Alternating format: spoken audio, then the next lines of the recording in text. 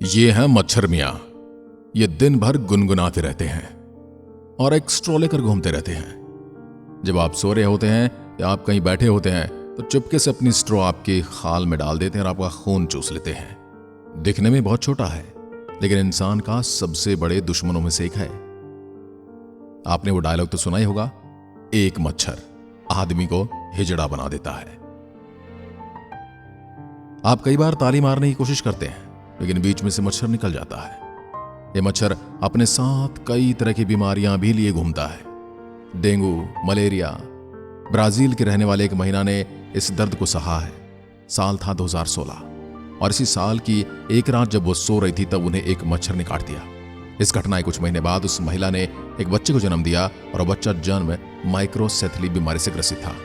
और वो बच्चा जन्म से ही माइक्रोसेफली नाम की बीमारी से ग्रसित था। इसकी वजह मच्छर के जरिए खून में गए वो वायरस थे जो मच्छर ने उसका खून पीते हुए छोड़ दिए थे। ब्राजील में हुई ये घटना पहली घटना नहीं थी बल्कि उस साल ब्राजील में से हजारों मामले मिले थे। इसके बाद विश्व स्वास्थ्य संगठन यानी WHO ने इसे ग्लोबल इमरजेंसी का नाम दिया। पूरी दुनिया में मच्छर से लोग आज भी परेशान हैं और दुनिया जहान में एक सवाल हर किसी के मन में आता है, क्या इन मच्छरों का हम पूरी तरह से सफाया नहीं कर सकते? क्या मच्छर हमारी जिंदगी, हमारे इकोसिस्टम में कोई अहम रोल अदा करते हैं या सिर्फ यूं ही टी पी करके घूमते रहते हैं? ये जो छोटे बड़े जीव उड़ने वाले हैं ये तो बीमारी फैलाने का काम करते हैं या फिर हमें परेशान करते हैं, लेकिन इन मच्छर इन सबसे परे है। ये काफी ज्यादा खतरनाक हो सकते हैं। मच्छर पर काम करने वाली एक टीम कहती है कि अगर हमारे पास मच्छरों से जुड़ी जानकारी होगी तो हम उन पर काबू पाना सीख सकते हैं। कई सवाल ऐसे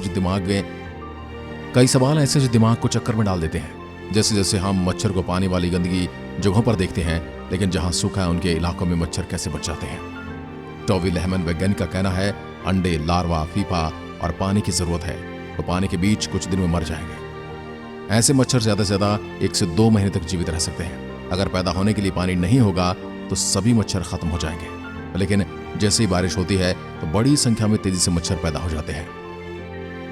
टोई की एक टीम अभी काम कर रही है कि जब उनसे पूछा गया कि मच्छरों को तलाश कर पाना इतना मुश्किल कैसे है, इस पर उन्होंने बताया मच्छर बड़े नहीं हैं और वो रात में सक्रिय होते हैं। उनकी स्पीड भी काफी तेज होती है।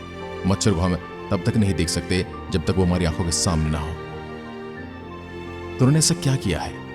एक घर को पूरी तरह से बंद कर दिया और वहां एक मच्छरदानी लगाई। इसके बाद उस घर पर बारिश की तरह पानी फेंका गया। 7 टन पानी गिराने के बाद वो देखना चाहते थे क्या मच्छर अब सामने आएंगे। ऐसा न होने पर उन्होंने खोजी कुत्तों को बुलाया जिन्हें मच्छरों को खोजना था, जिनके ऊपर इत्र फेंका गया। टोवी ने अपने रिसर्च में हॉट एयर बैलून भी यूज किया। 3 साल के समय में उन्होंने जमीन से 100 से 300 मीटर की ऊंचाई तक 30 एनाफ्लुएंजा मच्छर इकट्ठे किए थे। 3 साल के समय में उन्होंने जमीन से 100 से 300 मीटर की ऊंचाई तक 300 एनाफ्लीज मच्छर इकट्ठा किए थे। ये उनके लिए एक गेम चेंजर फैक्ट था। इससे पता चलता कि मच्छर काफी दूरी तय कर सकते हैं और ऊंचाई भी। मादा मच्छरों के पास विकसित अंडे थे। वो न सिर्फ खुद दूसरे इलाके में जा सकती है बल्कि अपने साथ परजीवी और रोगाणु भी ले जा सकती है। ऐसे में वो उन इलाकों में भी मलेरिया फैला सकती है जहां से इस बीमारी को खत्म कर दिया गया हो। मच्छरों की तलाश और उन्हें मार डालना बहुत मुश्किल है। अफ्रीकी महाद्वीप जैसे बड़े इलाकों में मच्छरों को खत्म कर पाना नामुमकिन है। एक अन्य वैज्ञानिक एंड्रे क्रिसेंटी, जो कि इटली के रिसर्च केंद्र में जेनेटिकली मॉडिफाई मच्छर पैदा करके उन पर प्रयोग कर रहे हैं। प्रोफेसर एंड्रे क्रिसेंटी का कहना है कि वो ऐसे देश से हैं जहां मलेरिया 100 साल से ज्यादा परेशान करने वाली बीमारी है।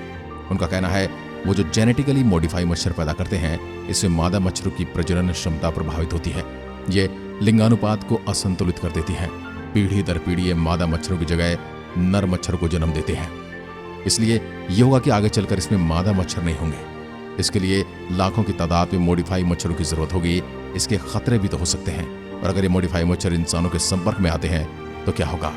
इस पर क्रिसेंटी कहते हैं हमने इन नर मच्छरों को मॉडिफाई किया है और ये लोगों को काटते नहीं हैं। उनका कहना है कि जो देश इस तकनीक को अब आजमाना चाहते हैं उनके पास नियामक ढांचा नहीं है। क्या हमें हर मच्छर से खतरा है? तीसरी एक्सपर्ट का कहना कि मच्छर केवल अंटार्कटिका में नहीं, इसके अलावा पूरी दुनिया में पाए जाते हैं। डॉक्टर हैदर का मानना है कुछ मच्छर तो ऐसे हैं वो इंसानों को नहीं काटते। ऐसे मच्छर दूसरे जीवों का भोजन स्रोत हैं। ऐसे में वो इकोसिस्टम का अहम हिस्सा है। डेंगू फैलाने वाले मच्छर 99% तक इंसानों पर निर्भर होते हैं। ये गमलों के आसपास रहते हैं और जब बड़े हो जाते हैं तब इंसानों को काटना शुरू कर देते हैं। एडिस मच्छरों को लेकर कहा जाता है कि उन्हें मिटाना जरूरी है और इस मच्छर से मलेरिया तभी फैलता है जब इसमें मौजूद परजीवी विकसित हो जाए। तो क्या हमें प्रकृति के संतुलन के साथ छेड़खानी करनी चाहिए? ये मच्छर गरीब देशों में बच्चों और युवाओं की जान ले रहे हैं। तब ऐसे लोगों की बात क्या वैल्यू करेगी कि हमें प्रकृति के संतुलन के साथ छेड़छाड़ नहीं करनी चाहिए?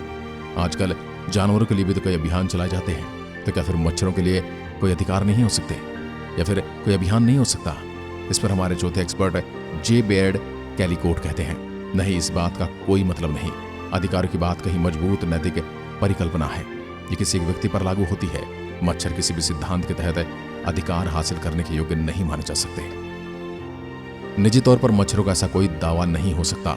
दूसरी तरफ उनके कुछ वैज्ञानिक जीव सहयोगियों का मानना है कि किसी प्रजाति और जैव विविधता की अपनी एक कीमत होती है, तो कैसे उनकी कोई नैतिक दावेदारी बनती है? इस पर कैलिकोट कहते हैं, असल कीमत के मायने अनंत नहीं है, इसे खारिज भी किया जा सकता है। इसके स्पष्ट उदाहरण भी हैं। अगर हम इंसानी अनुभवों से तुलना करें तो पाएंगे कि इंसानों और हर जान की अपनी एक कीमत होती है, लेकिन खास परिस्थितियों में यह संभव है कि किसी इंसान की आज़ादी छीनी जा सकती है। इसी तरह जैव विविधता प्रजातियों के नैतिकता के आधार पर दावेदारी होने की ये मायने नहीं है कि हम उनकी उस कीमत को खारिज नहीं कर सकते, और अगर वो इंसान या समाज के लिए खतरा बनते हैं तो उन्हें खत्म नहीं कर सकते। यह आत्मरक्षा में जान लेने जैसा मामला है। इसके लिए यह सोचना तब मुश्किल नहीं होगा कि केवल मलेरिया की वजह से हर साल 5 लाख लोगों की मौत हो रही है, इससे मरने वाले ज्यादातर बच्चे होते हैं। तो क्या अब हमें सभी मच्छरों को खत्म कर देना चाहिए या फिर मच्छरों की 1 या 2 प्रजाति को जेनेटिक मॉडिफिकेशन के जरिए पूरी तरह से खत्म कर देना चाहिए? आपको क्या लगता है? इस पर अपनी राय हमें कमेंट बॉक्स में लिखकर जरूर दीजिएगा। मच्छरों के मॉडिफिकेशन से और मच्छरों को खत्म करने से क्या परिणाम निकलेंगे? कमेंट में अपनी राय दे सकते हैं। धन्यवाद। जय हिंद, जय भारत।